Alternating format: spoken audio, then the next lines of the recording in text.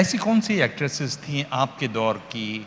Jealousy तो आपको शायद हुई होगी लोगों से, मैं वहाँ नहीं जाना चाहता हूँ, जिनको आप एडमायर करती थी आपके दौर में, ऐसी कौन सी एक्ट्रेसेस थी? एक्ट्रेसेस थी उस वक्त, मतलब कि हमारे कॉलीग्स में, you know, of course Asha ji, Waheeda ji, you all were all a little senior when we came इन.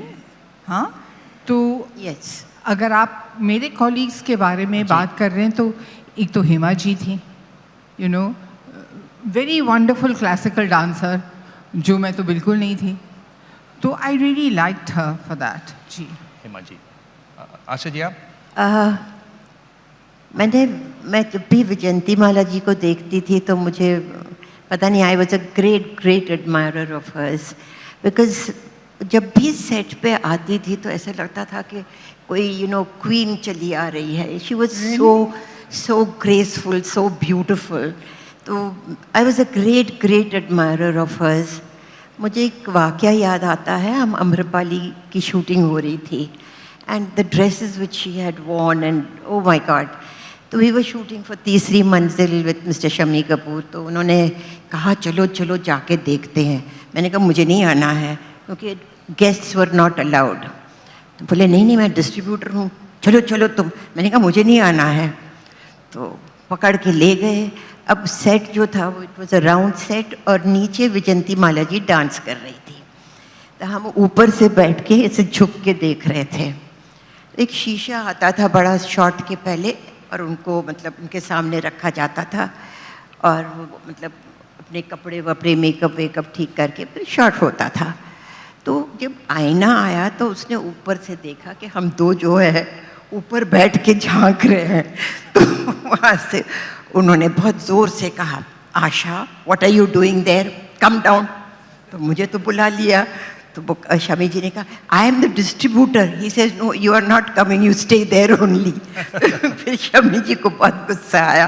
उन्होंने कहा नहीं मैं डिस्ट्रीब्यूटर हूँ, मैं भी नीचे आऊँगा. तो फिर then we went and sat. But what beauty, she looked so lovely. I also like Nargis ji. हाँ, but she was not my colleague. नहीं तो आप बोलेंगे कि आप सब एक उम्र के हो. नहीं, you know, I like her very much. क्या अच्छा लगा? I loved her in Mother India. She was so good, so real. जी. जी. ये बताइए कि काफ़ी शरारती थी आप क्या, या कुछ आप तो मुस्कुरा रही हैं, इसका मतलब ये इसमें तो कुछ आप बताने वाली हैं? कोई ऐसी चीज़ जो? शरारत तो करते थे क्योंकि सारा वक्त क्या करें, बैठे बैठे बोर भी हो जाते थे.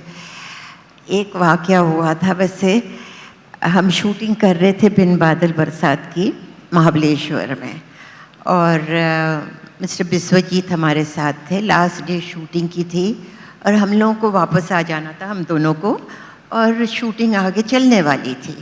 हमने कहा कुछ ऐसा करके जाएं कि ये सब लोग हमको याद रखें. तो हमने जो है कहा कि चलो ऐसे करते हैं, 40 टैबलेट्स ऑफ पर्गोलैक्स चाय में डाल के सबको पिला देते हैं. तो ये होगा कि फिर शूटिंग, तो हमारा जो कैमरामैन था, स्टिल फोटोग्राफर, तो बेचारा वो बैठा हुआ था, वो हमको बहुत तंग करता था. तो हम कहता है मेरा क्या होगा, मैंने तो 2 ग्लास चाय पी ली. मैंने कहा कुछ नहीं होगा, तुम बाथरूम में ही बैठे रहोगे, तुमको किसी का सर तो नहीं दुखाओगे. तो बेचारा बैठा रहा. पता नहीं उसके बाद क्या हुआ, हम तो निकल आए. ज़ीनत जी, आपके शूटिंग के दौरान कुछ ऐसी?